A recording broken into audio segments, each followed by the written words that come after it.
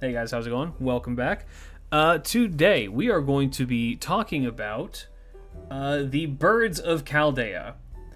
This is a video that was made possible thanks to the various donors of the charity we are running right now for the Glitch's Holiday Fox Fund for the Arctic Fox Daily Wildlife Rescue Incorporated. They help to rehouse, rehome, and rehabilitate foxes who have been injured in the fur trade or were once pets that were thrown away because people don't see animals as being living things. They treat them like objects. So if you'd like to help to donate to, help preserve the local Tamamo near you, maybe shoot a couple of bucks. This will be running throughout the entire month of December, so if you would like to donate, please do so.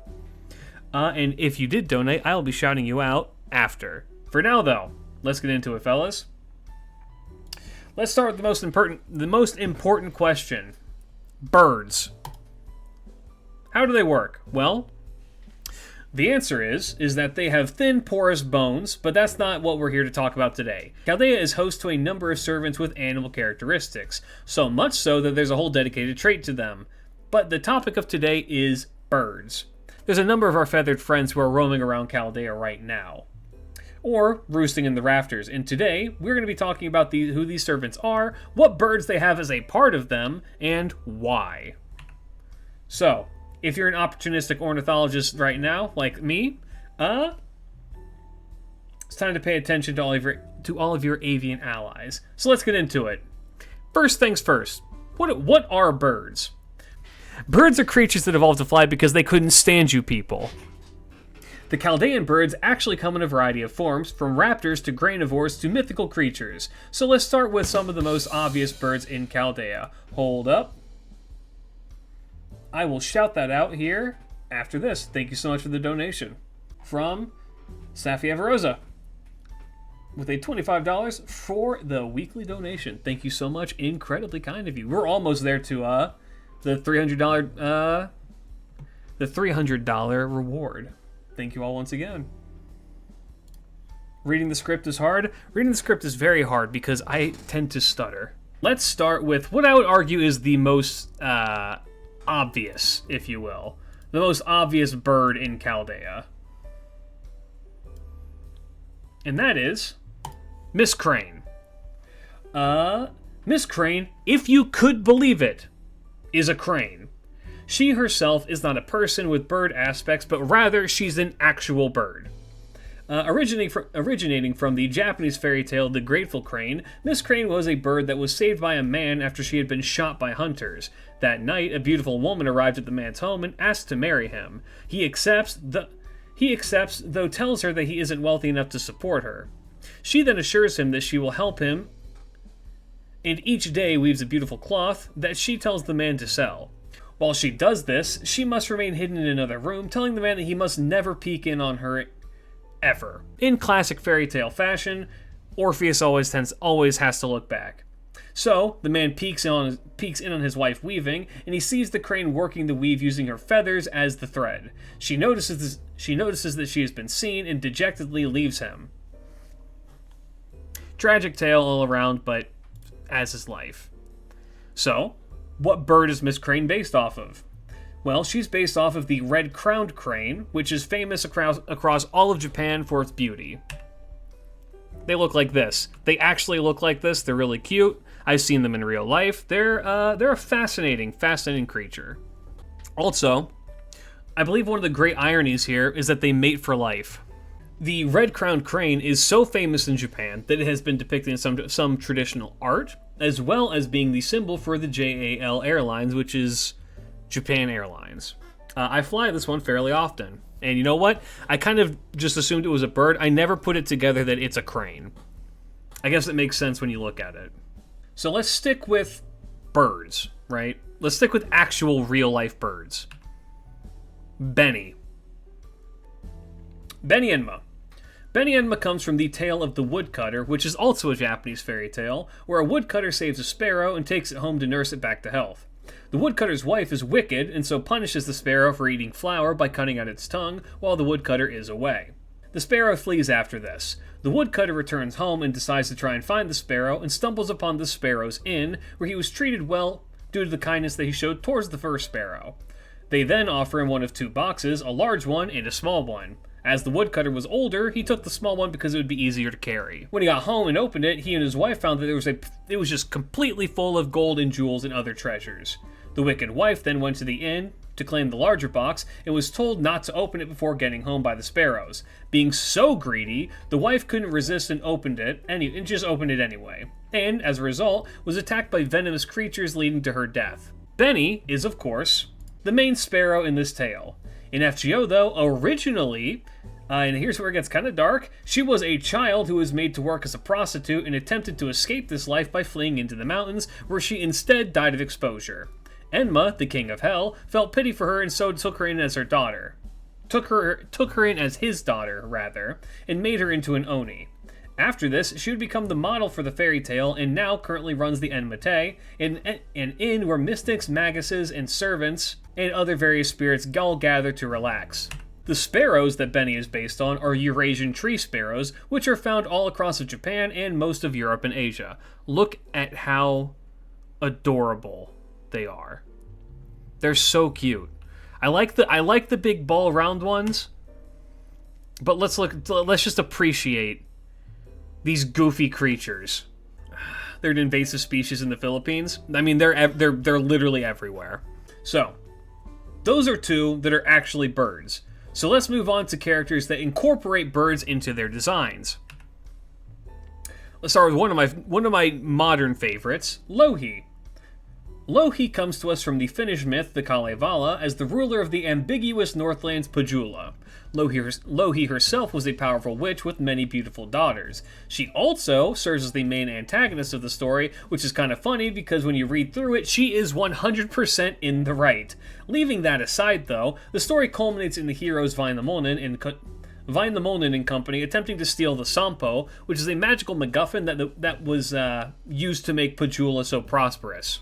So having seen that the Sampo was stolen, Louhi turned into a giant eagle and flew after the ship that was sailing away with it. So great was her form that she was able to carry an entire army on her back and fight while doing it. This struggle led to the Sampo eventually being lost at sea. While she is described ambiguously as an eagle, given the region that she is in or from, which would be Finland or at least somewhere in Scandinavia, we can make some assumptions. One of these is that she is that of a white-tailed eagle, which were common along the coastlines of the region at the time. However, due to the size being a big factor, perhaps instead she was modeled after a golden eagle, which are renowned for their immense wingspan. If we're to simply look at the folklore art or her in-game art, in my estimation, it's much closer to the golden eagle. Looking at it like this looks more like white-tailed eagle wings to me, but I could be wrong. Less golden, more white-tailed, but you can make your assumptions. If she's an eagle, she's one of these two. In the classic art, she looks more like she has golden eagle-esque wings. In the FGO art, it almost looks more white-tailed eagle. So, hard to say. Next up, let's talk about Circe. I know her name's pronounced Kirike. I'm never going to call her that. You're going to have to bear with me calling her Circe. Circe in FGO has the title of being the Falcon Witch. They're fake. The wings are fake. I thought I must be missing something. I scoured so many resources to find any association with her with falcons or hawks because she is labeled as being affiliated with both. Turns out, no. The reason she has wings is because of her father, Helios, as well as magical words being referred to as winged words. The wings themselves are not actually a part of her body, because she's such a powerful magic user, she can functionally fuse them to her and detach them at will. But no, to my greatest disappointment, she is not a Falcon Witch. She is the witch who cosplays as the Falcon Witch. But the Falcon that she is cosplaying, if I had to pick which one it is very likely a Eleanor's Falcon, which can be found all over Crete. When I was doing my initial research for this, I was just like, I have to be missing something. And then this CE kind of popped up, and I was just like, oh, they're detachable. It never occurred to me with this one initially that she doesn't have her wings at all. Yeah, she's a fake. She's a fraud. The Falcon wings are a costume. You've been lied to by Big Grease. And yes, I believe that she's modeled after the Eleonora Falcon. My reasoning for believing that very much stems from the fact that look at the wings and how they appear compared to the rest of her. To me, they at least look similar. And the Eleonora Falcon is found in Crete, which is close enough to where she is from. So, you know, do with that information what you will. Moving on, let's talk about real bird girls. Kichi Hogan. Hogan is a sleeper favorite of mine, and I think that's just because I'm very attracted to Tengu girls. I have a very good reputation with that, looking at, you know, Ushi, the girl from Urusei Yatsura. Tengu are a type of bird demon in Japan that's main motivation was to lead others astray from the teachings of Buddhism. This was done either through direct assault and harassment, attempts at seduction after possessing young women, or robbing temples. They also can give power to those that worship them. Your average Tengu is typically a Buddhist who was wicked and died. As they were wicked, they couldn't go to heaven or reincarnate immediately, but because they were Buddhists, they couldn't go to hell, so instead they became Tengu and typically had the heads of birds. These are either the heads of crows or kites. It really just kind of depends on who you're asking. If you want my opinion, Hogan herself is a Dai Tengu. And if you want to know what I think that she's a crow. Mostly because if you look at all this, it all points to crow. But some are considered to be kites. Yeah, Hogan herself is a Dai Tengu, which means that she's been a Tengu for an incredibly long time. And given her peculiar way of laughing as well, I'm going to stick with her being a crow over a kite. The last in this particular section is Canis. Most of you know Canis as NP, where they become a massive flying bird. This is based on their real-life death. During the Centaurimachia, the centaurs realized pretty quickly that you can't pierce a person with impenetrable skin. And so in response, the centaurs went to a nearby wooded mountain and began ripping off the trees and throwing them at them. With just an absolutely incredible force. They did this until Canis was buried beneath the ground and supposedly died from suffocation. In some instances of this, Canis went straight to Hades while still alive. After their death, though, they became a golden bird that flew across the sea. There isn't really much to go off of with this historically, unfortunately. In FGO, though, it seems fairly plainly that they become some form of a a phoenix. I tried to find a picture with more pixels in it, and I couldn't, so I went with this one. And this would also kind of fit in with their tale of being reborn anew after their unfortunate run-in with Poseidon. This takes me to what I'm going to call the others. So these three, well, there's technically 9, but these 3 are all a bit strange, so let's start with a question. Fellas, what kind of wings do angels have? Dove, swan, duck, dove, ones with big eyes on them. It's a trick question, and the answer is none. It's fairly obvious that depictions of angels have snow white, beautiful wings, but they had to have been modeled after some kind of a bird, right? While I myself was initially too lazy to look that up, the closest thing that we have to angels that isn't an e-girl are the Valkyries. Now, the Valkyrie are winged warrior women, say that 5 times fast, that take the souls of the worthy to the halls of Valhalla. One of their many disguises, and also where their wings originate from, is that of the swan. In myth, the Valks are also known as swan maidens, able to take the guise of swans thanks to a cloak that they happen to be carrying with them. So,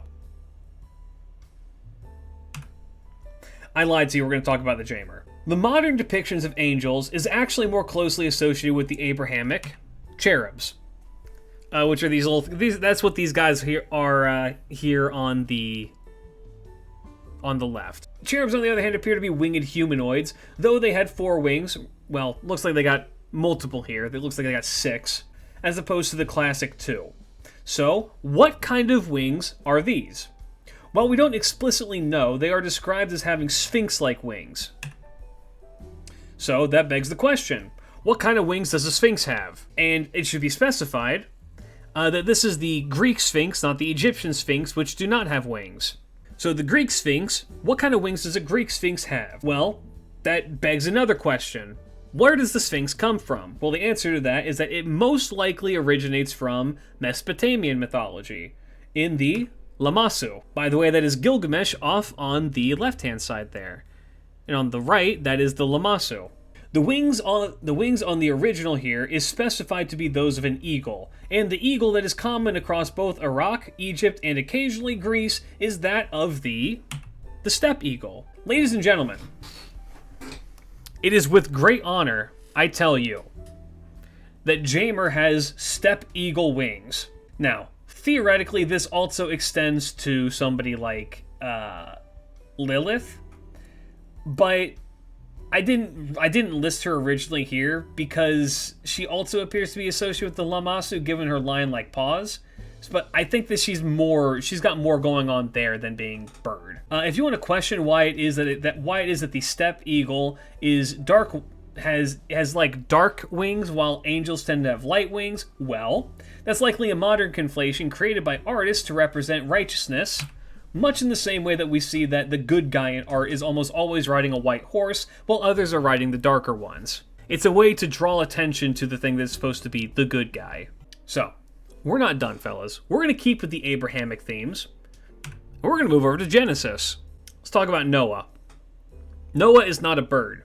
However, when he is summoned, he does bring with him a couple of assistants. These are dove and raven.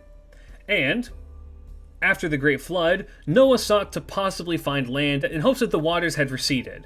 To this end, he sent out a raven which flew around without returning, waiting for the waters to recede on their own. And after that, he sent a dove which eventually returned with an olive branch, indicating that there was land around. In FGO, they appear as two young girls who aid the great survivor, with the dove being white and raven being black. They got some hella funky feet. Yeah, a little bit. These two are adorable. This is head pat city. I'm just saying. You head pat till bald. All right, let's talk about the last one.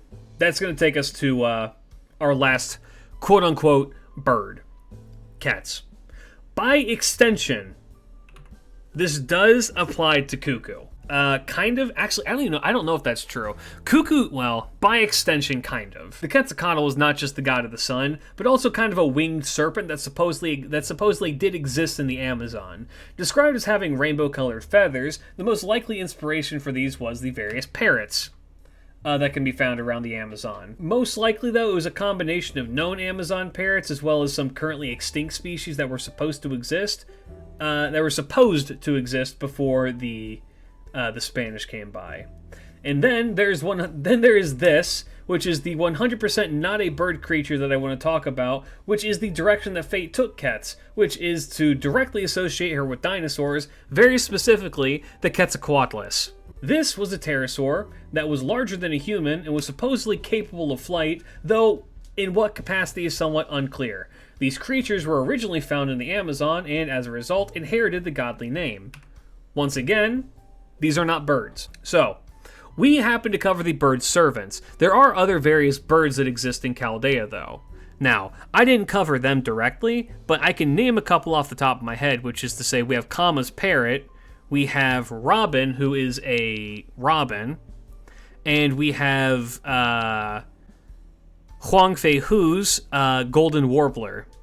I believe that there's others as well, but those are the ones that come to mind immediately. So, I now ask you fellas, do you have any questions? Da Vinci with her fuck-ass metal owl, true. I don't think mechanical birds count. Ranmaru's hat? Hope Mr. Kojiro isn't lurking in chat. So true. Is the bird in Robin Hood's FA unique? No, that is Alice's bird, Robin. I think we're going to wrap that up with that. So, fellas, that's going to wrap this up here. A collection of the Chaldean birds in the books. This video was made possible thanks to the efforts and the donations of my community to support the Arctic Fox Daily Rescue. Thank you to everyone who donated. Those people were Sapphire Verosa, Exidra, Tom V23, Riker, Damuramu, and the almighty Kurama, as well as 1, 2, 3 different anonymous donators. Thank you all so much. You have all made this possible, so if you could, if you're watching us on YouTube, give them a little bit of a shout out. Again, the charity here will be running all throughout the month of December if you would like to help to unlock new tiers of stuff that we will be doing on stream and for the community. The maximum reward is that I will do a live stream with a camera on that you all get to see.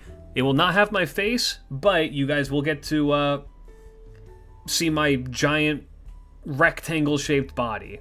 So, if that's something you're interested in, cock reveal, mods kill that guy.